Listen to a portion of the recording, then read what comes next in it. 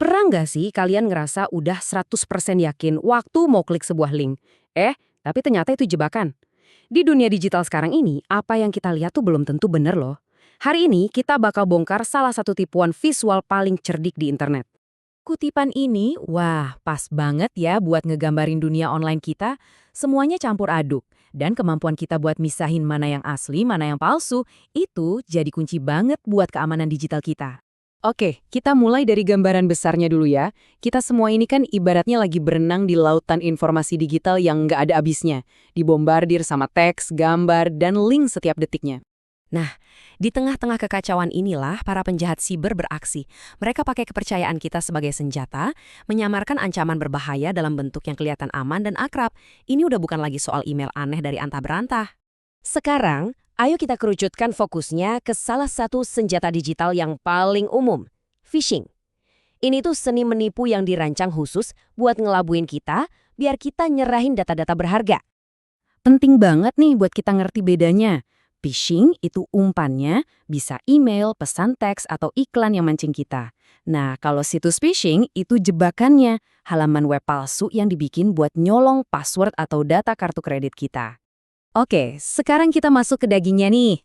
Ada satu jenis phishing yang licik banget, yang nipu indera yang paling kita andalkan. Mata kita. Namanya adalah serangan homograf. Oke, ayo kita tes mata kalian sebentar.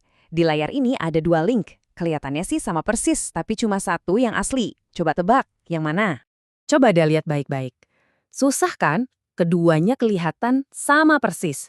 Kalau sampai salah klik yang kedua, wah, bisa-bisa password Apple ID kalian langsung melayang ke hacker. Jadi, triknya apa sih? Ini dia, yang namanya serangan homograf. Hacker itu mendaftarkan domain pakai karakter dari alfabet lain. Misalnya Cyrillic, yang bentuknya sama persis kayak huruf Latin di mata kita. Jadi, yang kedua, apple.com itu kelihatannya benar, padahal sebenarnya itu pakai huruf A dan P dari alfabet Cyrillic, bukan Latin. Kenapa serangan ini ampuh banget? Soalnya, ini manfaatin cara kerja otak kita. Kita kan nggak baca huruf satu persatu. Kita ngenalin bentuk kata secara utuh. Nah, celah psikologis inilah yang dimainin sama mereka. Dan yang bikin makin ngeri, teknik ini tuh nggak cuma dipakai buat situs web palsu aja. Hacker tuh kreatif banget. Mereka nemuin banyak cara buat pakai trik ini. Mereka bisa bikin alamat email palsu yang kelihatan sah banget, nyamarin malware pakai nama file yang kita kenal, bahkan bikin akun media sosial palsu yang hampir mustahil dibedain dari yang asli.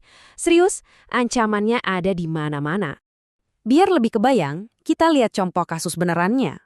Ada laporan dari Malwarebytes yang nemuin kampanye di mana hacker pakai iklan Google buat nargetin pengguna KeyPass, itu loh aplikasi password manager yang populer.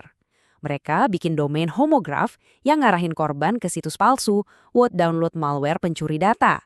Ini bukti betapa bahayanya serangan ini. Oke, kita udah ngomongin masalahnya panjang lebar. Sekarang bagian yang paling penting, gimana caranya kita ngelindungin diri. Tenang. Kabar baiknya ada langkah-langkah nyata yang bisa kita lakuin. Ini dia 3 langkah pertahanan yang paling krusial. Pertama, jadiin kebiasaan buat ngecek URL sebelum ngeklik. Kedua, aktifin tampilan bunyi kode di browser kalian. Ini tuh settingan yang bakal ngebongkar karakter asing jadi kode. Jadi domain palsu yang pakai huruf aneh-aneh bakal langsung kelihatan belangnya. Dan ketiga, yang paling wajib, selalu aktifkan autentikasi 2 faktor atau 2FA. Ini benar-benar jaring pengaman terkuat kita. Mau perlindungan lebih? Nih, ada lagi. Pakai password manager. Biasanya mereka lebih pinter ngenalin domain palsu. Terus, jangan pernah cuekin peringatan keamanan dari browser kalian. Dan terakhir, pastiin software antivirus kalian selalu yang paling baru. Jadi, poin utamanya sebetulnya begini. Walaupun semua alat tadi ngebantu banget, pertahanan terbaik yang sesungguhnya itu adalah perubahan mindset. Ini soal ngebangun kebiasaan buat skeptis dan gak gampang percaya sama apapun yang kita lihat online. Jadi warga digital yang cerdas itu artinya kita harus selalu waspada. Kita harus ngelatih diri kita buat jeda sebentar, mikir, dan ngecek ulang sebelum asal klik. Kewaspadaan pribadi itu, wah, perisai paling ampuh. Nah, sebagai penutup, aku mau tinggalin satu pertanyaan buat kalian. Setelah tahu semua ini, ada nggak satu kebiasaan kecil yang bakal kalian ubah mulai hari ini biar diri kalian lebih aman di dunia digital? Karena perubahan besar itu selalu dimulai dari satu langkah kecil.